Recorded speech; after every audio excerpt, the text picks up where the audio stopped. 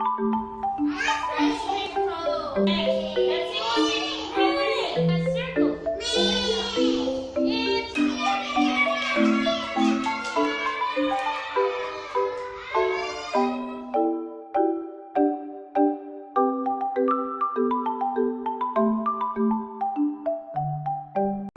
Teacher Kathleen naman is a licensed occupational therapist, behavior therapist, and a licensed teacher.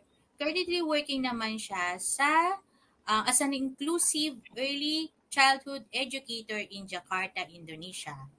Isinulat ito ni Ginang Eva May Gavino Bulyo ng Surigao del Norte National High School at iginuhit naman ni Stephanie Bryan D. Itaw.